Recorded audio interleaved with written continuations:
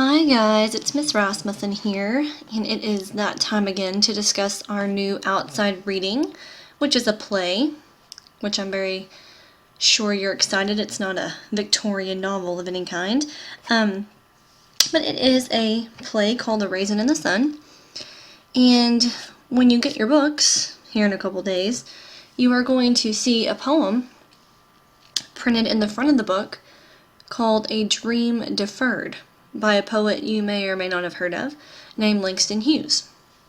And I tried really hard to find for you a dramatic interpretation of this poem by someone like, Denzel Washington or Morgan Freeman, but unfortunately I could not find one. So I am going to read it for you myself. Sorry to disappoint. So here we go. Langston Hughes, A Dream Deferred. What happens to a dream deferred? Does it dry up like a raisin in the sun? Or fester like a sore and then run? Does it stink like rotten meat? Or crust and sugar over like a syrupy sweet? Maybe it just sags like a heavy load. Or does it explode?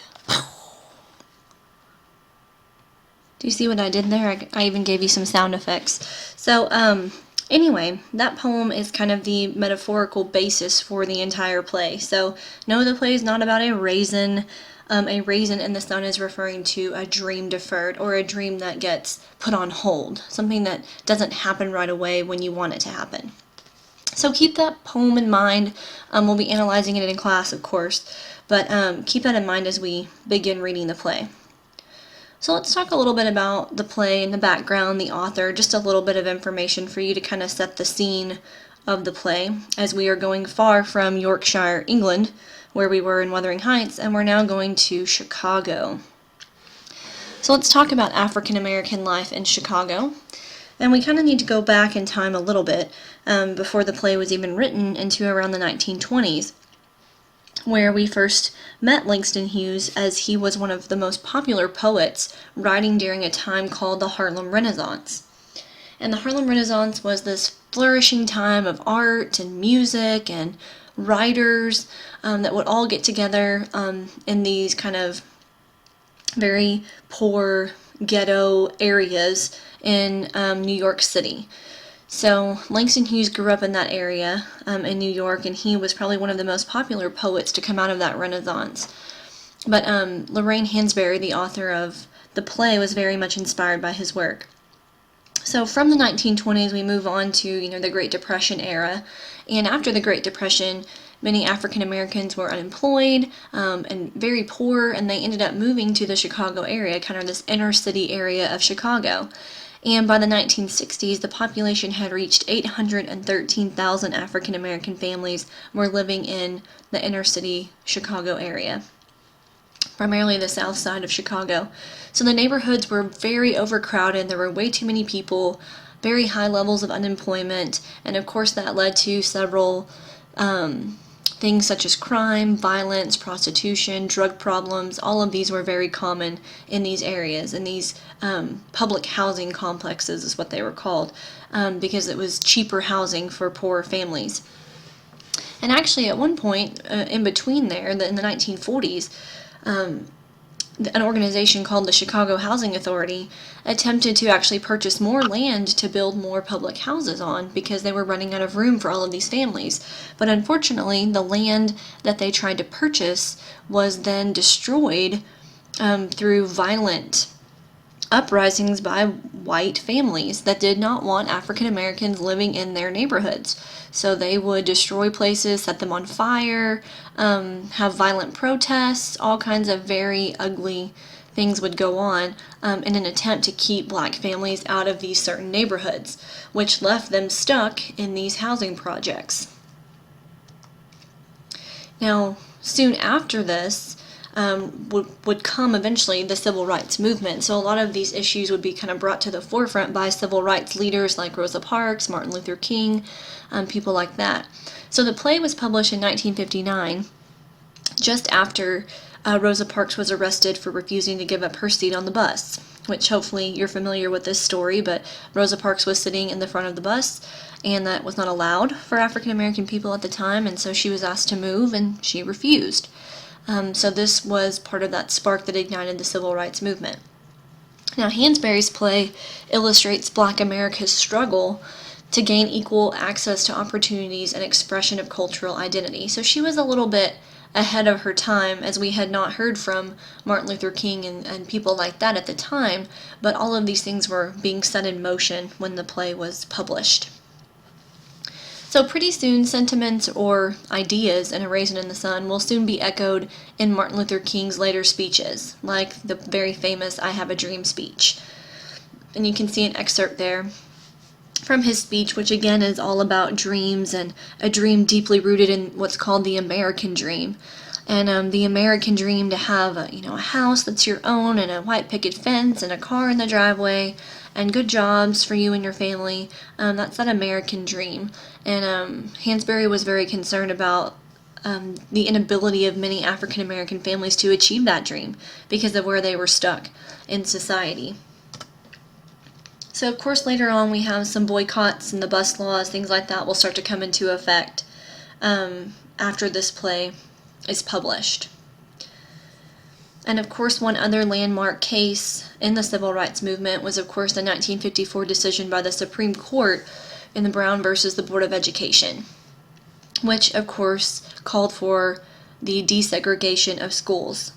So that, of course, didn't take effect until a few years later in 1957. But, unfortunately, just because schools were no longer segregated did not mean that other areas weren't still segregated. So a lot of times in restaurants or different restrooms or water fountains, you would still see that even though the schools had been quote-unquote desegregated. So let's talk a little bit about the author, Lorraine Hansberry, because of course many of the elements of the play were inspired by her real life experiences.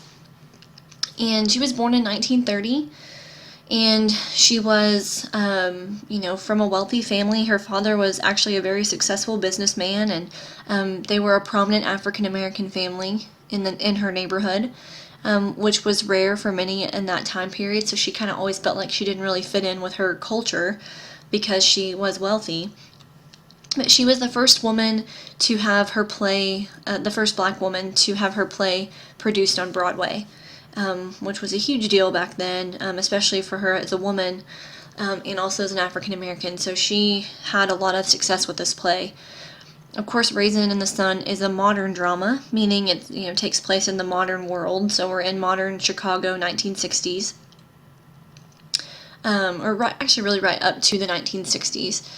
1945 to 1959, and we're going to the south side of Chicago, as we talked about, that public housing project, as many people would refer to as the ghetto.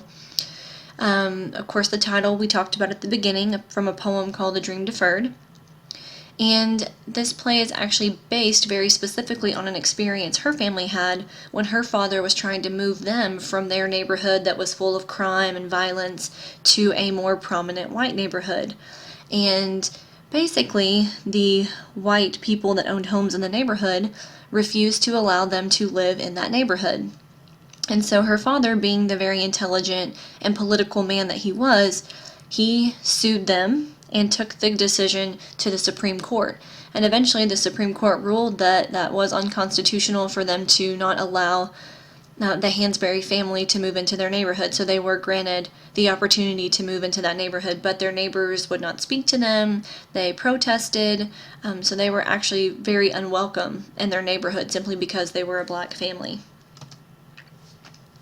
And so when Hansberry had to go to school, she recognized this phrase of what they used to call latchkey children, which were Black children that would come to school with keys around their necks. And they would have those keys because they would walk themselves home and let themselves in their houses after school, which these are little bitty elementary school kids.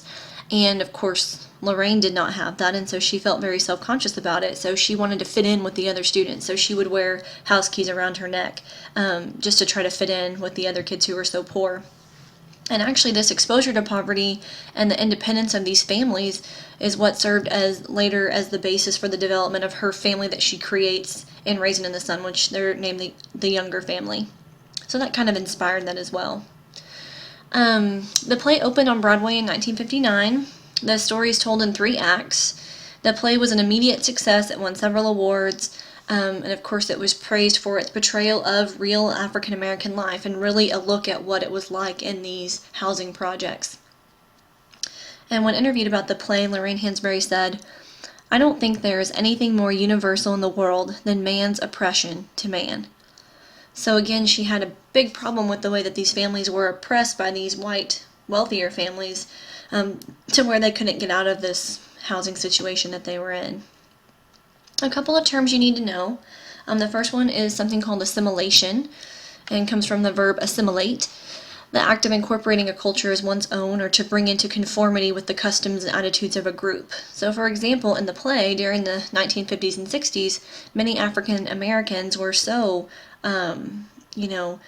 tortured and belittled for being black that they would kind of just accept the white culture. They would act white, in other words, to avoid conflict around them. So in order to kind of conform, they would give up some of those, cultural ideals to appear more white in their actions. So the opposite of that would be a person who remains what's called Afrocentric, or accepts Afrocentrism, which is something that's centered on the African or African-derived cultures. They are into celebrating their heritage, understanding their African heritage, their roots, and hold on to that instead of giving that up to become more white. So we kind of have both groups represented in the play. Here's a couple of thematic ideas just for you to think about. We've kind of talked a little bit about previously cultural identity and having cultural pride. We're going to talk a lot about the value of dreams and the importance of them, because all the different characters in the play have a different dream, and unfortunately they can't have them all. Sibling rivalry, racism and discrimination, the importance of family and heritage. Feminism is going to come up a little bit. Poverty, that one's so important I put it on there twice. But anyway, we are going to talk about a lot of different thematic ideas, but those are just a few. And here's some characters. You can read these for yourself. These are also in the front of your play. So we have the younger family. Walter is kind of the patriarch, right? The male leader of the family. And his sister Benitha. And then his mother Lena, but she goes by Mama in the play. And then Walter's wife, Ruth. And they have a son, Travis. And then, of course, Benitha has some friends, Asagi, or Asagi. You'll hear it pronounced both ways. He is a Nigerian student who she meets while she's in school. And then George is another friend of hers that is a wealthy businessman, and he is very much assimilated into white culture. And then we have Mr. Linder, who is the only white character in the play, and he's a representative of the Cleburne Park Association, which is an all-white neighborhood that he wants to keep that way.